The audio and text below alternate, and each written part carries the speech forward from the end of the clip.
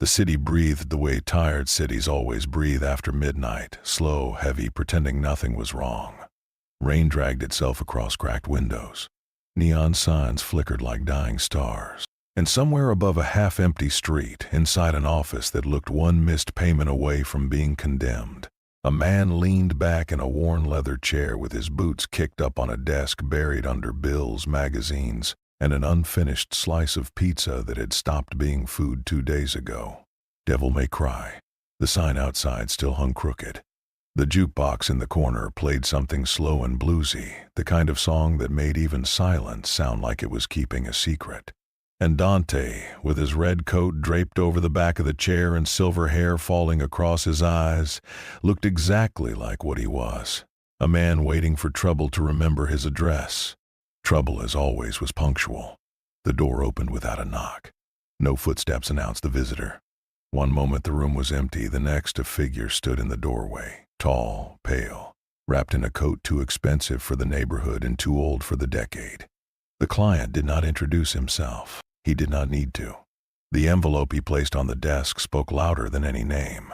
Inside were photographs, crime scenes, alleys smeared with blood that had dried in patterns no human struggle would ever leave behind.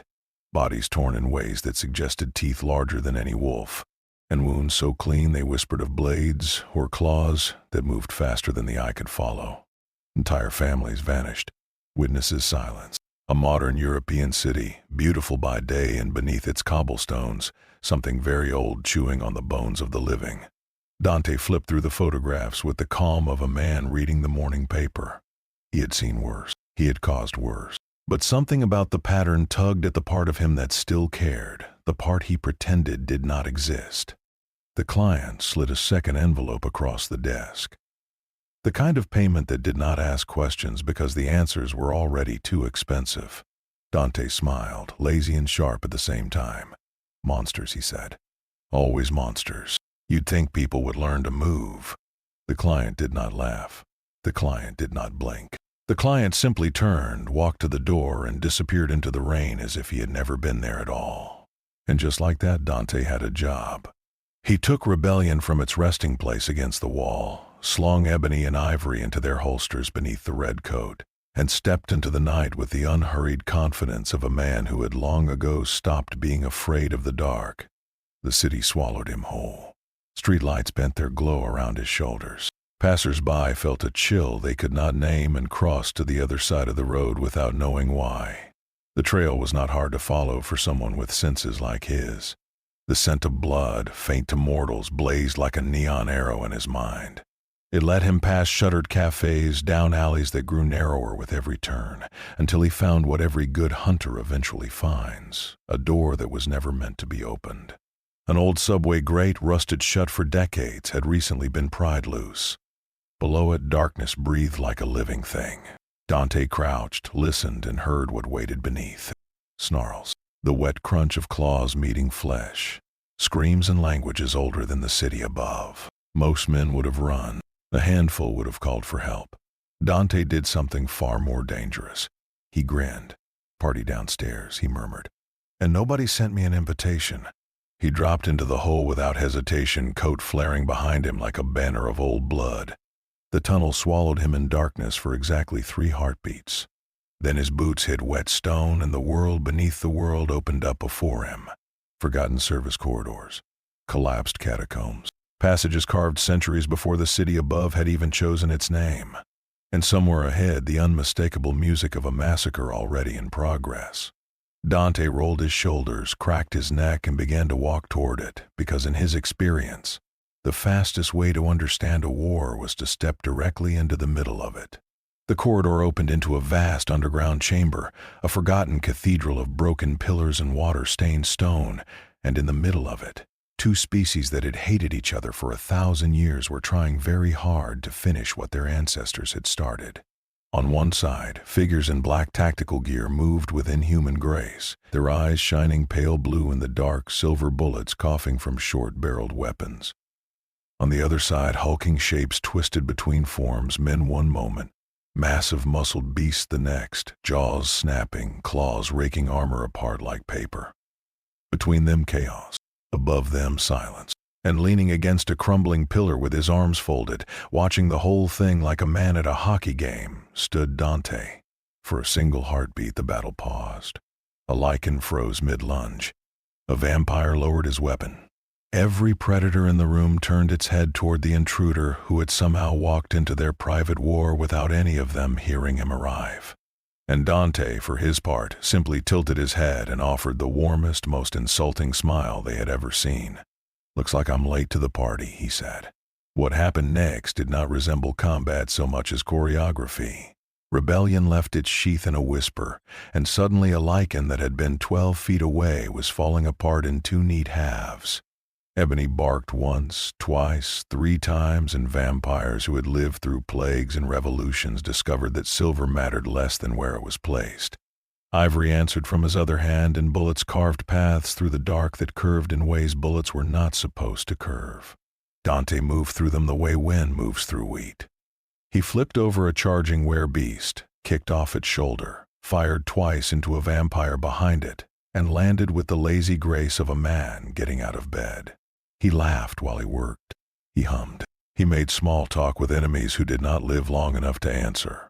And when the last body hit the floor, the chamber was silent again, except for the soft tap of his boots as he walked between the corpses, reloading without looking. By morning, rumor had already outrun him. In vampire covens carved into old European estates, elders gathered over crystal glasses of something that was not wine and argued in hushed voices about the stranger in red. Some claimed he was a hybrid experiment, a forgotten result of the old breeding programs. Others whispered he was a weapon forged by the Lycans in secret, some abomination made to tilt the war. A few, the oldest and quietest, said nothing at all, because they had lived long enough to know that new monsters were usually old monsters with better coats. In Lycan dens hidden beneath factories and forests, the theories ran the opposite direction. A vampire assassin bred for speed. A death dealer stripped of rank, sent to cull the packs from the outside. Maybe a death hunter gone rogue. Every pack had a different name for him. None of the names were correct, because the truth was simpler and far more humiliating for both sides. He was neither.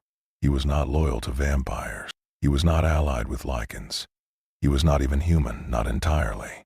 He was a demon hunter from somewhere the Underworld had never thought to look, and creatures like them were, to him, a Tuesday. He hunted things like them for a living. Yet between the jokes, beneath the one-liners and the grin that never quite reached his eyes, Dante was watching.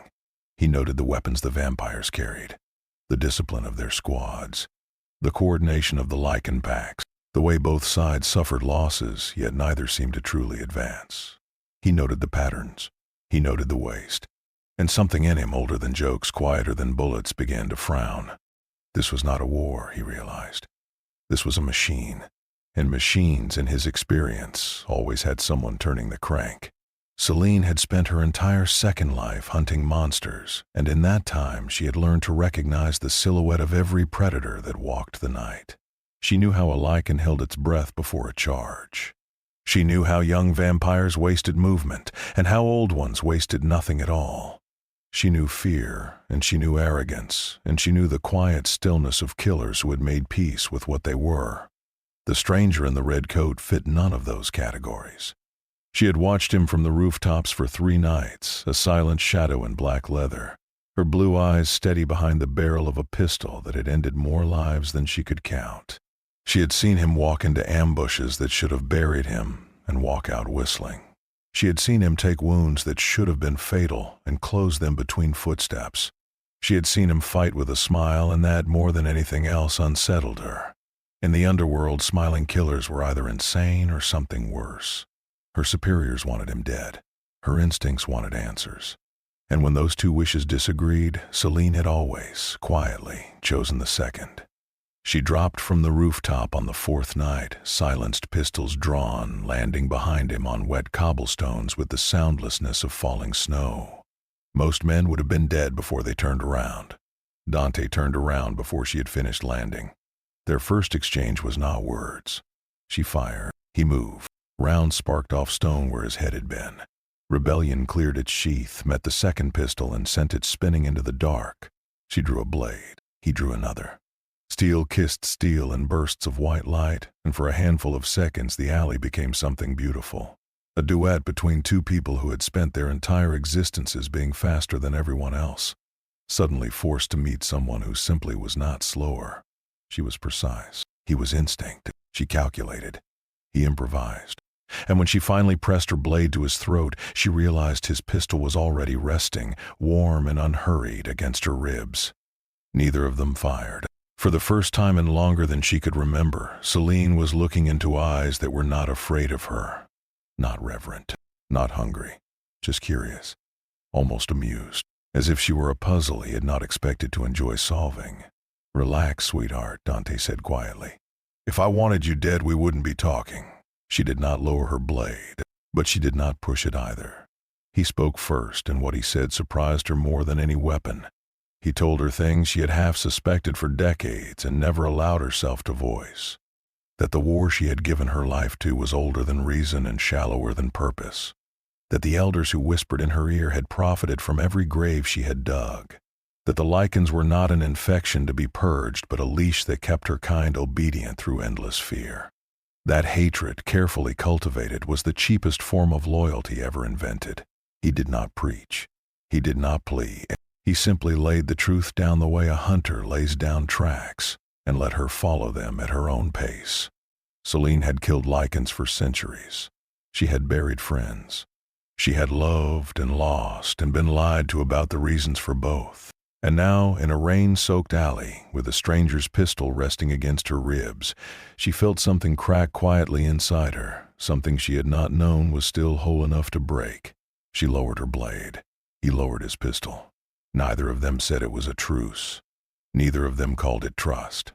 But when Dante turned and began walking into the deeper dark, Selene, after the longest pause of her long life, followed. Somewhere above them, the city slept on, unaware that one of its oldest wars had just lost its most loyal soldier, not to a bullet, but to a question she could no longer refuse to ask. The deeper they went, the older the world became. The modern tunnels with their concrete ribs gave way to stone laid by hands that had been dust for centuries. Gas lamps replaced electric ones, then torches replaced gas lamps. And somewhere around the point where the rats stopped following them, Selene realized they were no longer walking beneath a city. They were walking beneath history. She had heard rumors, of course. Every vampire had. Stories of an elder stronghold, a hidden keep where the oldest of the old still whispered to one another about things the younger covens were not permitted to know. She had dismissed those rumors the way one dismisses ghost stories told to frightened children. She had been wrong to dismiss them. The passage opened and a fortress rose out of the earth like a memory refusing to die. It was a castle in every sense the word had ever meant. Black stone walls, veined with something that glittered faintly in the torchlight. Towers that reached up into the living rock of the ceiling, their spires buried in the foundations of the world above. A courtyard paved in slabs the size of coffins, and beyond it, great doors carved with sigils older than any language Selene had ever been taught. And yet the fortress was not empty. It was staffed, immaculately. Servants moved along its corridors in quiet, practiced silence. Guards stood at every archway, armored in dark plate that had never seen the sun. Records were kept, ledgers stacked, correspondence sealed with wax stamps bearing house crests Selene had only ever seen in museums. Somewhere in the heart of it all, voices murmured in the slow, patient cadence of beings who had forgotten what hurry felt like. Dante walked through it with his hands in his pockets, taking it in like a tourist who had wandered into the wrong wing of a museum and found it far more interesting than the advertised one. They hid in the shadows of a high gallery, and from there they listened. The elders spoke plainly, because they believed no one of consequence could possibly be listening.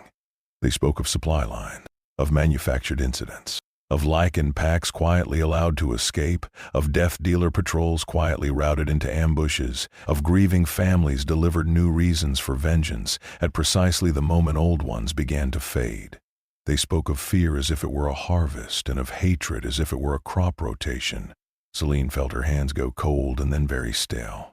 Every raid she had ever led, every target she had ever been given, every betrayal she had mourned, none of them had been accidents. None of them had been the tragic chaos of an ancient feud. They had been scheduled, ordered, signed off on by patient hands in quiet rooms because the war was not something the elders were trying to win. It was something they were trying to preserve. Fear made covens obedient. Chaos kept them from asking questions. A Lycan raid on a vampire safe house every few decades ensured that no young vampire ever dreamed of peace, because peace meant no more enemies, and no more enemies meant no more need for masters. Lycans, in turn, were fed exactly enough victories to keep fighting, and exactly enough losses to keep hating. Hope was rationed. Despair was distributed. Both sides were livestock, and the elders were farmers pretending to be kings. Beside her, Dante let out a long, quiet breath. It was not shock. He had seen this shape of evil before in other worlds wearing other masks. It was something closer to disappointment, the disappointment of a man who had hoped briefly that this particular mess might turn out to be simpler. "Monsters I can handle," he murmured, almost to himself. "They're honest about what they are. But these," and he nodded toward the gallery of elders below, their rings glittering in the torchlight as they signed off on another generation of grief. "These are something worse. These are accounts." Selene looked at him, and then back at the men who had owned her loyalty for longer than most countries had existed, and for the first time she did not feel rage. Rage she had always known. Rage had been fuel. What she felt now was quieter and more dangerous. It was clarity. The creatures fighting in the tunnels above were not the problem. The packs howling in forgotten forests were not the problem. Even the young vampires drunk on their own cruelty were not the real problem. The problem was the hand turning the crank. And hand, Dante had long ago learned, could be broken. They did not plan it the way generals plan battles. They did not sketch maps or assign positions. Dante simply checked his guns, rolled his shoulders, and asked Selene a single question. "Front door or back?" She almost smiled. "Front," she said. "I want them to see me coming." The great doors of the fortress were carved with sigils meant to keep out gods. They had never been designed with a demon hunter in mind. Rebellion met the central seam in a single overhead arc, and 1,000 years of warding collapsed with the dry sound of a promise being broken. The doors fell inward in two smoking halves, and the hall beyond erupted into alarm bells older than electricity. What followed was not a battle. It was a performance. Dante walked into the great hall the way a headliner walks onto a stage, coat flaring, guns drawn, a grin stretched across his face like a banner. Elite guards in black plate charged from every side, and he greeted each of them personally. He shot one in the chest and used the recoil to flip backward over a second, firing down as he passed. He parried a third, kicked him into a fourth, and sent both tumbling over a balcony into the courtyard below. Rebellion sang. Ebony and ivory harmonized. And somewhere in the back of his mind, that old internal music he always fought to began to swell, that mocking, grinning rhythm that told him he was exactly where he belonged. Selene moved like his shadow, but a darker one. Where he was spectacle, she was silence. She ghosted along the walls, took a captain through the throat before the man knew he had been flanked, and turned two of her former colleagues into cautionary tales before they finished drawing their blades. She had spent centuries being the ideal death dealer. Tonight, she was something worse for the elders than any rebel. She was a death dealer who had finally chosen her own target. The fortress fought back. Of course it did. Elder enforcers emerged from hidden passages, ancient things with reflexes honed across centuries and strength born of blood drunk from long-forgotten wars. One of them met Dante blade to blade in a corridor of mirrors, and for perhaps 30 seconds it was actually interesting. Their swords moved so quickly the reflections could not keep up. Glass shattered in every direction. And then Dante stepped inside the enforcer's guard, whispered something that might have been an apology or might have been a joke, and ended him with a single thrust. "Jackpot," he murmured almost fondly. Meanwhile, deep beneath the main hall, something else was happening. The fortress did not only house elders, it housed prisoners. Lycans, chained in old dungeons, kept alive for interrogations, for experiments, for the long, slow harvest of information that fed the war above. When the alarms began, their chains did not break on their own. Selene, moving through corridors she had never been permitted to enter, found the cells and found the keys, and made a choice that would have been unthinkable to her a month earlier. She opened every door. What came out was not a rescued army. It was a tide. Lycans, half-starved, half-mad, fully aware of exactly who had held them, boiled up through the fortress in a wave of fur and fang that met vampire guards with a hatred refined by generations of injustice. In any other war, Selene would have fought them. Tonight she stepped aside, and they knew somehow that she had. Predators recognized their own, even across species. And when they passed her, they did not attack. They understood. The fortress was not destroyed by Dante alone, or by Selene alone, or even by the freed Lycans alone. It was destroyed by all three at once, and by the simple fact that it had been held together not by strength, but by secrecy. Once the doors were broken and the prisoners were loose and the elders were running, the whole elegant, awful machine began to eat itself. Dante found the Elder Council in their inner chamber. They were not begging. They were not even afraid, not yet. They were still trying to negotiate, still offering him wealth, influence, immortality, a seat at their endless table. He listened with the patient courtesy of a man hearing a very long joke he already knew the punchline of. When they were finished, he smiled, and the chamber went quiet in the exact way chambers do when a story ends. He walked out of the fortress as its ceilings began to collapse behind him, coat flaring, boots unhurried, Selene at his side. Fire climbed the old walls. Bells rang that had not rung since the Middle Ages.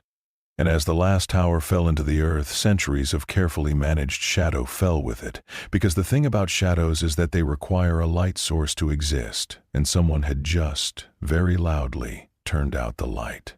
The sun did not rise that morning so much as the night simply lost its grip. A pale gray light leaked into the streets above the ruined fortress, and for the first time in anyone's living memory, neither faction knew what the day was supposed to mean. News of the fortress's fall moved faster than any coven could suppress. Young vampires woke to find their elders silent or missing, their orders suddenly unsigned, their certainties suddenly optional. Lycan packs gathered in abandoned warehouses and forest clearings and heard, from the mouths of the freed, the names of those who had profited from their suffering. The war did not end with a treaty. It did not end with a speech. It ended the way old walls end, in dust, and in the long, strange silence that follows when something you had always leaned on is no longer there. Reactions split along the lines that reactions always do when power vanishes. Some on both sides demanded vengeance. They wanted every name on every ledger hunted down, every heir dragged out of every crypt, every debt paid in blood because blood was the only currency they had ever been taught. Their rage was not wrong. It was simply old, and old rage rarely builds anything. Others, quieter, more exhausted, asked a different question. If the war had been a lie, then what had all of it been for? The brothers buried, the lovers lost, the centuries of looking over one shoulder. If the hatred had been harvested, then perhaps, just perhaps, it could also be laid down, not forgiven, not forgotten, simply finally set aside. Between those two currents, a third thing began to form, tentative as a first breath. Mixed councils. Ceasefires that held for a night, then a week, then a month. Lycans who did not flinch when death dealers walked past. Vampires who stopped reaching for silver at every shadow. It was not peace. It was something younger and more fragile. It was the possibility of peace.